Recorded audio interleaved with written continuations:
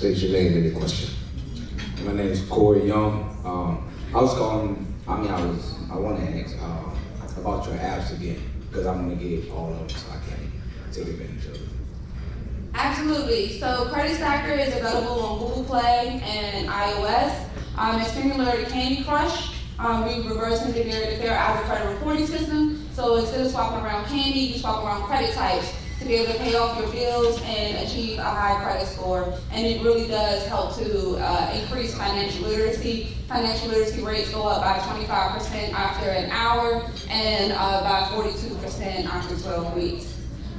Credit Rich is available on Google Play. We are working on the iOS version and will be out later this year. That is in partnership with Experian and FICO. We round up users' spare change to pay your bills intelligently and optimize your credit scores as fast as possible.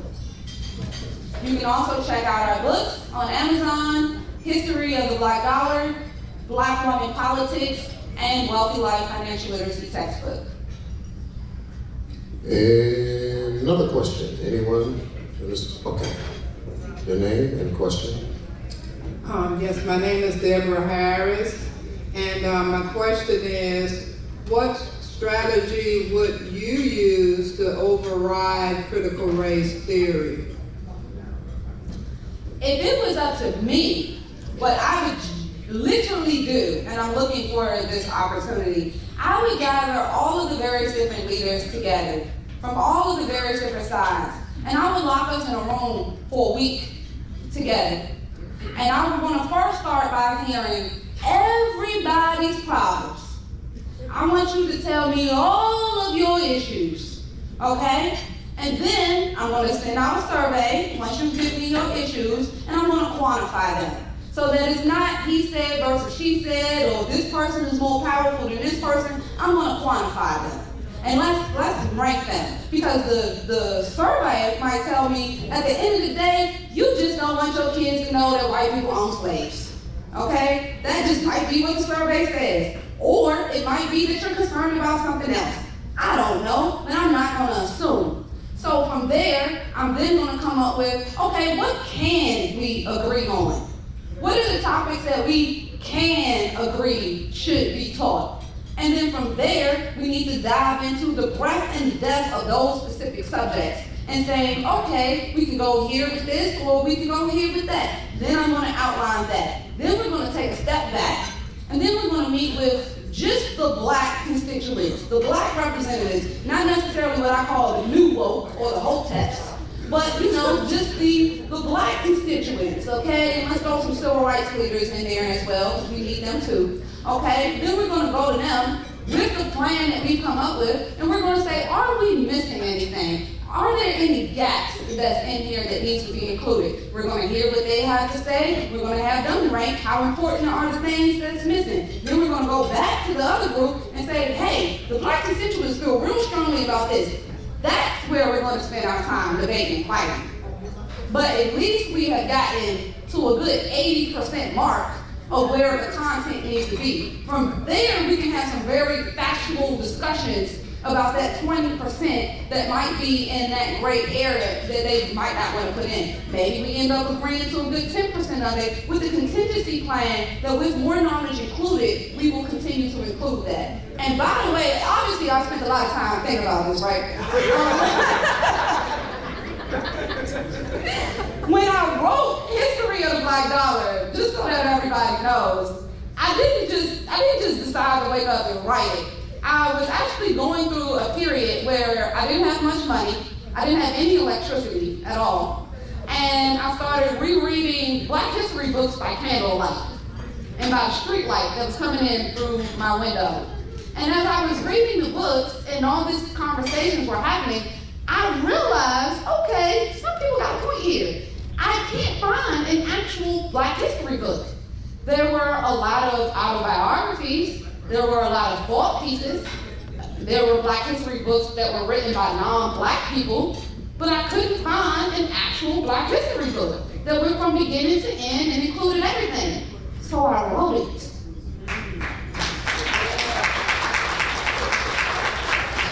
It's as simple as that. And then we launched it with Congressional Black Caucus with Dr. Myra Rockmore Cummings. So it's currently taught, one more thing I'll say, it's currently taught in schools and in HBCUs, as well as is available in libraries.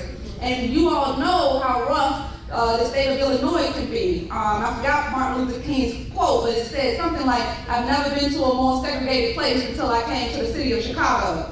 Something like that, right? So I had a good friend that was in Chicago, and she asked Chicago to put it in their library. And they turned their nose up and was like, "No." And she was like, "I'm going on a trip. When I come back, I expect to see this book in the library." I was like, "Okay, gangster." And so from there, the heads of the state of Illinois' library system did a research study on history of the Black dollar, and they found that it was the most unbiased book that had been written on Black history and the most factual, and there had been no other book written like it, and if there had been, it had not been written since the 90s and not by a Black person.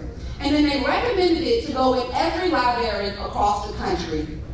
So this book truly is special, and we are working with the administration on it, and I do hope and plan for it to be in every American history class across the country. All right, I have my question for you. Please state your name and your question, and I'll get to you next. Okay, hello, my name is Sabrina, I'm 13 years old, and I also have a business here, so I'm glad to be here, and I'm glad to take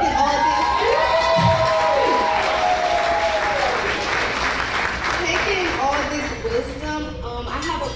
My question is, well, I have two really, but was there multiple business ideas that you had, and then how did you come up with that decision that I wanted to be in finance, and what age was it really?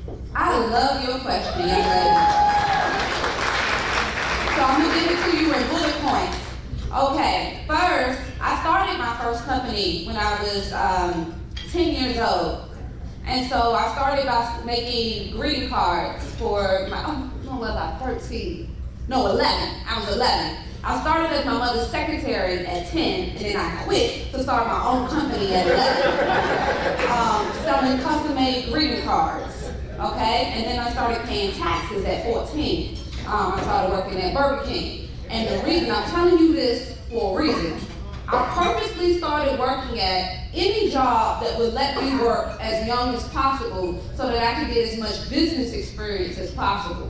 So I didn't want to learn how to make fries. I wanted to learn how to run Burger King. So I would get close to the managers and I would ask them for their manager manuals. I would ask them about what schools they went to, and I would study everything that it took to be a manager at the different jobs that I worked at. So I did Burger King, Wendy's, Finish Line, ADT, alarm systems, anything and everything they were hiring, I went work for them. Okay? Then I grit my teeth on fundraising, because you learn a lot about sales and marketing through fundraising. So all those community organizations that's at your school, go ahead and join those as well. Then also being in leadership goes a long way. We got a saying at Hampton, if you're not the president or VP, don't even put it on your resume. Okay? So it's like you want to aim to, aim to try to be the leader of the organization as well, so you can get a lot of leadership experience. Now, to your other part of your question, yes, I come up with a million ideas a minute. A minute, okay? I came up with one the other day as we was driving here that I'm probably actually going to end up doing. And how I decide what to do is based on a couple of things, and this goes for everybody. And I'll give it to you in quick bullet points. Number one, is the problem big enough? Am I experiencing this problem on a daily basis? Are other people experiencing this problem on a daily basis? And if there was a solution to the problem, would somebody run up and grab it out my hands? Okay? Number two, do I have a unique solution? Am I doing something that hasn't been done before? Am I doing something that I truly believe could solve this problem? And other people have told me that it can solve this problem. Okay? Number three, is the market. Is the market big enough? Do people just care about it in Hampton? Do people just care about it in Virginia? Do they just care about it in America? Or do they care about it all across the world? Me, I like global problems. If I'm gonna spend my time on something, I want to change the world while I do it. Okay? Then after that, It's your team. Now, you can start off by yourself, but this is advice I give to everybody. One of the mistakes I made was thinking I could do everything myself. And, you know, especially as black women, we can do a lot, but we can't do everything. And mansplaining is real. So you can spend years of your time trying to recreate the man mode, or you can just put a man right there and make your money faster. Okay? And I would not have given this advice 5 years ago, but now that I'm on the other side, look, you can do it if you want to, okay? But I'm just giving you advice. It goes a little bit smoother if you have a man talking to a man. I'm not saying it's impossible, but I'm just saying put yourself in position, okay? Now, that's your team. So you want to make sure you have a good team. Me, I like making sure that I'm surrounded by intelligent people. I don't really care what your background is necessarily, as long as you are intelligent. Let me know that you are intelligent, okay? And then last but not least, what I call a band. What is your band? You know, my original band was that we were backed by the office of Michelle Obama. So that was the first thing I was able to start being able to drop the mic on. So, you know, you want to like start getting some type of band where you're able to give your pitch and it's like bang. If you have that kind of combination, then you are on to something. And then last but not least, what I started with, I like to make billions. That's my mindset now. And when you have that mindset, I promise you it's just mindset. You gotta change your mind from focusing on 1 billion or 10 billion, you know, from focusing on $500,000 or just trying to get 1 million. You gotta tell yourself you are going to be a billionaire. And the moment that I changed my mind into that, it has started to come to fruition. This past week, we raised our company valuation to $150 million. And I still own 70% of the company. So, dream as big as possible, surround yourself with intelligent people, get great mentors, and focus on something that you are passionate about, that you believe can change the world, that you have a unique solution for. All right. Thank you. So I know we have to get to the award ceremony, but I'm going to take maybe about 2 more questions, and you have one, your name and your question, please. My name is Kenya. You pretty much answered all the other questions that I had. So my only other question is, girl, can we be friends? I'm very open on Facebook. Blair will tell you. Yeah, so feel free to connect. Okay, your Next name and question, question. please. Good evening. We talked to you earlier. My name is Antoine Hines. I'm the president of Veterans Homefront. I'm the president. So, but what I want to ask you is, we talk about black economics, and we talk about changing and closing the wealth gap. What would be your strategies for the room right here, these black people right here? How could we close the wealth gap? Yes, first and foremost, by spending money with each other. Okay? I'm sure there's some type of database, but when you go to buy something, if you're going to buy a t-shirt, if you have to have a speaker, whatever it is, you know, connecting with Blair or wherever the database is, or just connecting with people in the room and sharing that information, and that being the first place that you go to spend money at.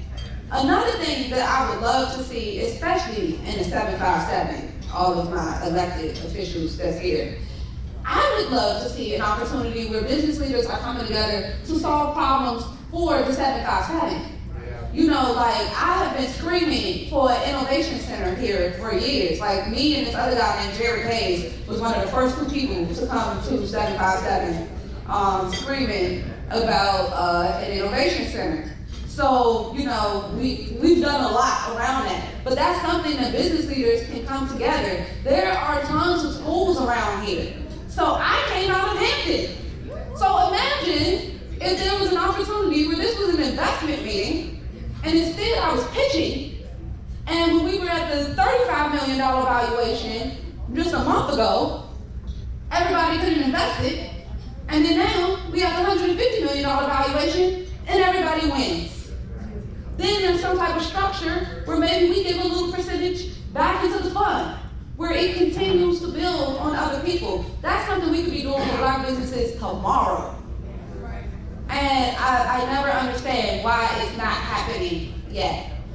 So I'm excited. That's one of the reasons I'm even here right now. Because I believe what Blair is doing is a great catalyst for that. And I believe that, you know, the more elected officials that we have in here that care about that as well, and then we get more of the universities in, and hey, I think that eventually we're on to something. I'm on the board of 757 Accelerator. So they're doing this at ODU. But I wasn't funded. And people like me don't always get funded. So it would be great if there was something like that here, led by Blair. Next question. All right, got one more? Okay.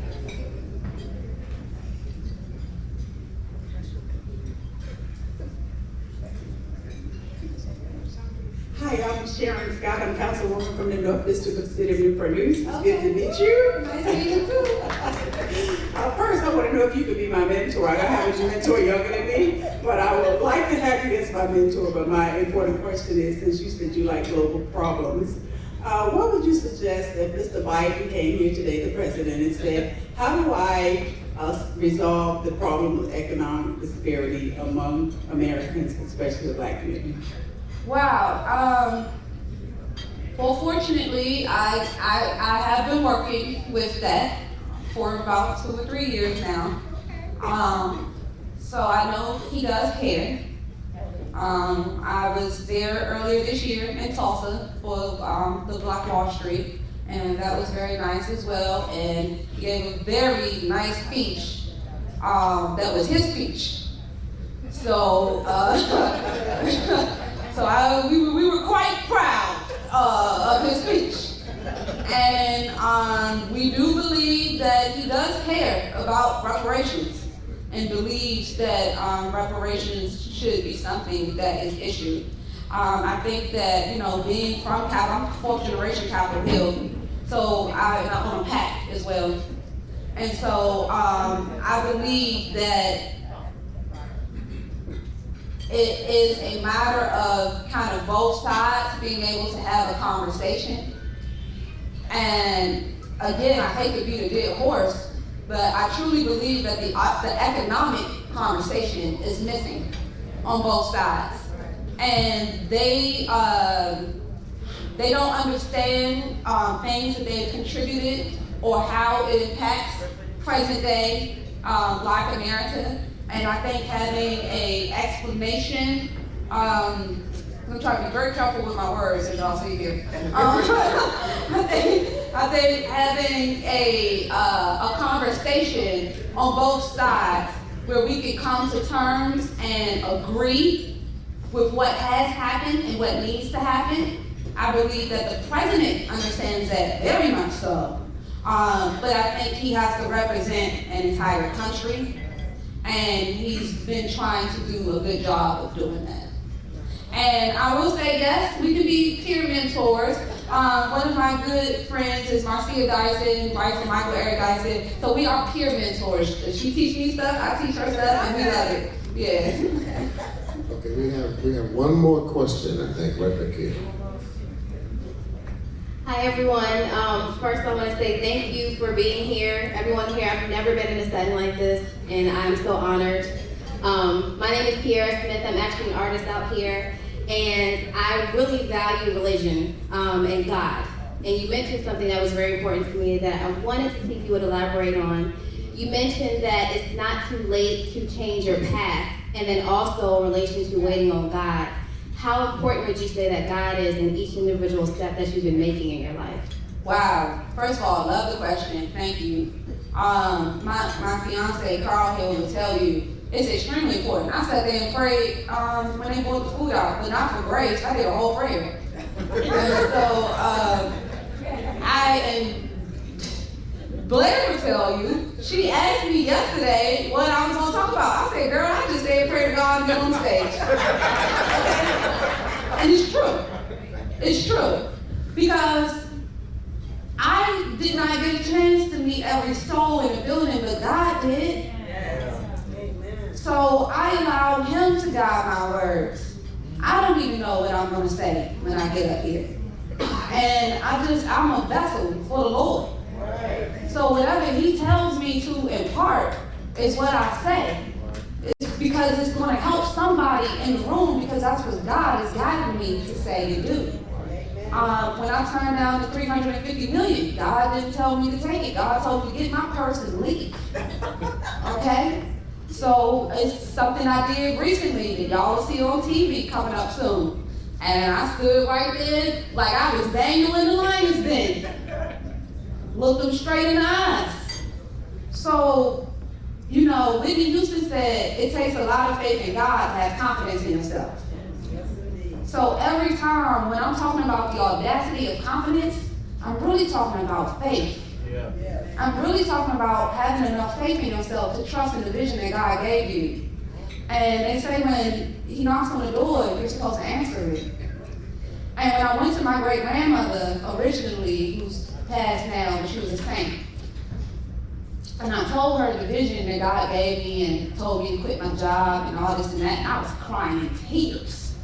Because I couldn't sit still at work. God just wouldn't even let me sit still. And my great-grandmother said, what makes you think you have a choice? It's written. And I just fell out on the floor and cried for another 3 hours and got up and realized this was my life. I did not have a choice. This is what I was going to be doing with my life as a vessel for God. And mind you, my life started with a vision from God. I received a vision from God when I was 6 years old, sitting on my great-grandmother's steps. And my whole life was told to me. And so everything I've done has not been for me or even my own path or destiny. It's been what God told me was going to happen. And every time, it's so unbelievable, the vision that he showed me. But everything has come to pass. Everything has come to pass. And so they say, he might not come when you want him, but he's always on time. Ladies and gentlemen, Angel Rich. Angel Rich.